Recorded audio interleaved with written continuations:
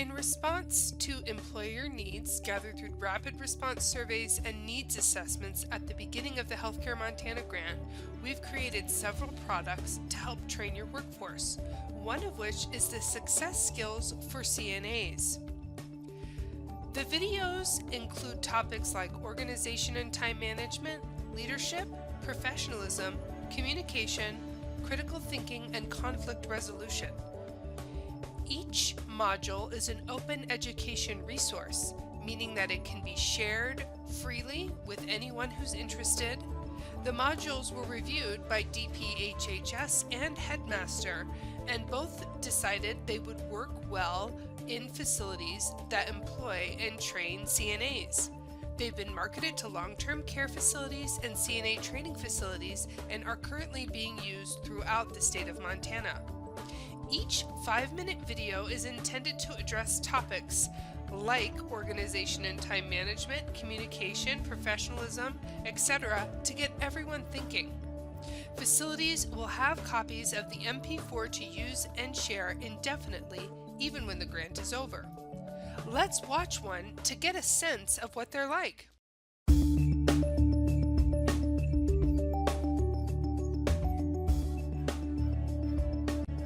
As a CNA, you will be working with other professionals wherever you find yourself.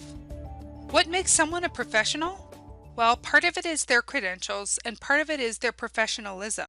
Professionalism is a mandatory part of working in the healthcare industry and a critical part of being a CNA. Let's take a closer look at the specifics of professionalism. Professionalism is taking responsibility for one's actions, treating others with respect, holding yourself accountable, and always giving your best effort. Let's take a look at a specific example with a CNA. Melissa is late for work and comes rushing into the facility she works at. She throws her purse into her locker and rushes into a resident's room. Her scrubs are stained with coffee, and she has to interrupt the charge nurse to get the day's activities because she missed the huddle. Let's look at professionalism again. Melissa needs to take responsibility for her actions. She needs to treat others with respect. She needs to hold herself accountable. And she needs to give her best effort. Let's take a closer look at why Melissa was unprofessional. She's late. We all know what it's like to be late, and sometimes we have a good reason. But we have to take responsibility for our lives and structure them so that we are able to be on time. You might need to get up earlier than you think. When you're late, it makes it harder for you to give your best effort. Melissa also spilled coffee on her scrubs in the rush, and she doesn't look her best. Melissa missed the morning huddle, so she doesn't know what she should be working on for the day. When she interrupts the charge nurse, she isn't doing her best to respect the charge nurse's time. Let's take a look at what professional behavior looks like and how it would change the situation. Melissa gets up early and makes herself a cup of coffee while prepping for her day. She looks her best and is ready.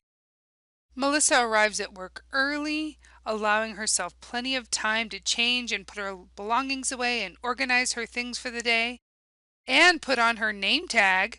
She greets her colleagues and joins the huddle for her morning report. Melissa is dependable, she has a positive attitude, and she works well under stress. All of these qualities also factor in Melissa having a good bedside manner. Bedside manner is so important when you work as a CNA. Let's take a closer look. What is a good bedside manner?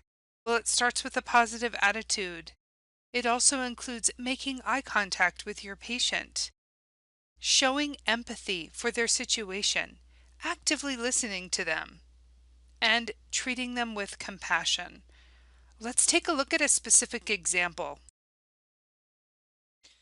You run into another CNA's residence on your way to pick up your residents from lunch. Henrietta seems lost and isn't feeling well.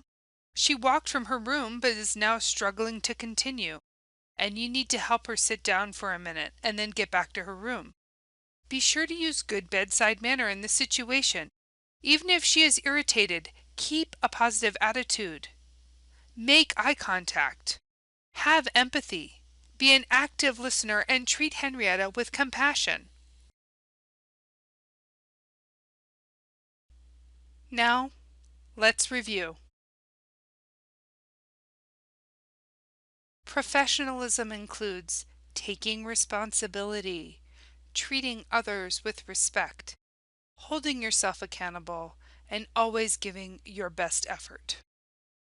Let's review bedside manner. A good bedside manner includes a positive attitude, eye contact, empathy, active listening, and compassion.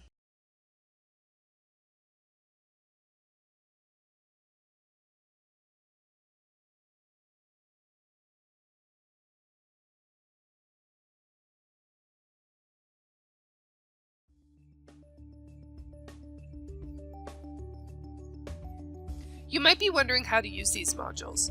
Facilities have used them in an orientation. In conjunction with your own facilities materials, this portion would take about 25 minutes. You could use them as an in-service to watch and discuss in a large group. This would take between 45 minutes and 60 minutes. You could upload these to your facility's learning management system and include a post-test to ensure that the user understands the material, and that would be 45 minutes to 60 minutes depending on the pace of the user. You could use these one-on-one as needed in 5 to 10 minute conversations, or use your expertise. How would you use these modules? Let me know. Here is an example of a post-test that could be used with these modules. Question 1. Having a professional appearance at work is important. Well, it certainly is, and if the user has viewed our video, they'll see how important it is. Question 2. You don't have to wear your name tag at work. Probably false if you've watched the video. Question 3. Professionalism is all of the above. Question 4. Respecting your coworkers' time is very important, which is true. Being late for work is acceptable? Definitely not. To access these videos, just shoot me an email at natalie.petersey@mso.umt.edu. I'd be happy to provide the videos and also track the video success at your facility with a feedback survey.